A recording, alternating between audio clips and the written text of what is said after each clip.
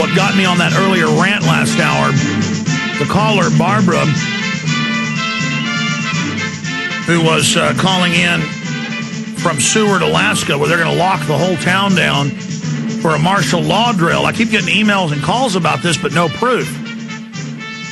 Rob Dew said he just got an email of a mainstream news article confirming it, and right as that came in, the facts came in from Barbara with the Homeland Security card that was given to her by Homeland Security.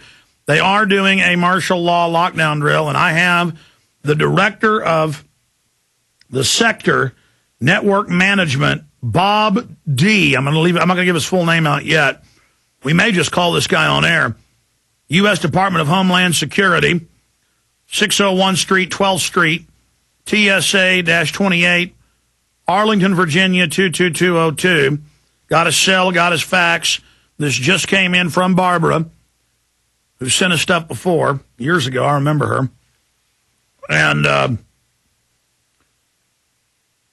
so she went and asked Homeland Security in the town. This guy's up there for Virginia for a lockdown of the town to coincide with drills at the schools. Now, I'm going to go over these drills for you in a moment.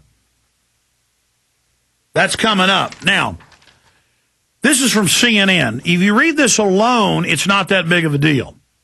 But you combine this with all the other intel we've got, you project the lines, connect the dots, it gets very, very serious.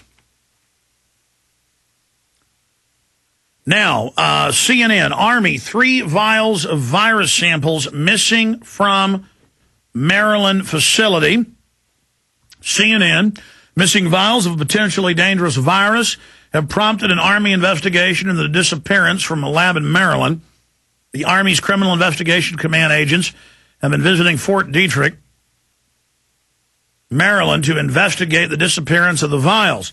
Christopher Gray, spokesman for the command, said the latest investigation has found no evidence of criminal activity.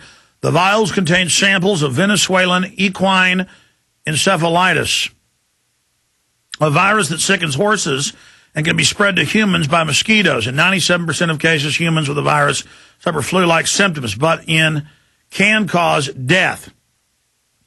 In some cases, it says 1 out of 100. According to Corrie van der Linden, a spokeswoman for the Army Medical Research Institute of Infectious Diseases.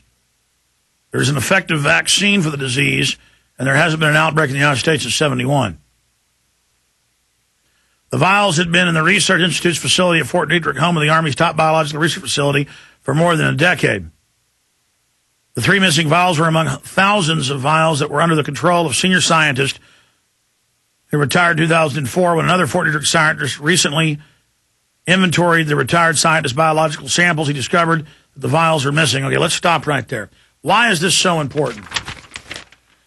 They want to build, and have finished a bunch of them, 36 level 4 bioweapons labs and put them in level 3 and level 2 containment. And they're building one down in Galveston. Before that could happen, it was about to open. The hurricane hit it, and it's destroyed. That's smart. Build one on a hurricane coastline. San Antonio's getting a level 4 built in the university down there. They're moving Plum Island from New York, the zoological bioweapons lab, the most deadly stuff you can imagine. Ebola, weaponized limes, list goes on, stuff we don't even know about, to San Antonio. And there's 34 more of these babies. Who works in these facilities? Who has connections to them? Dr. Pianka saying he wants an airborne Ebola to kill 90% of us, and he gets standing ovations at universities.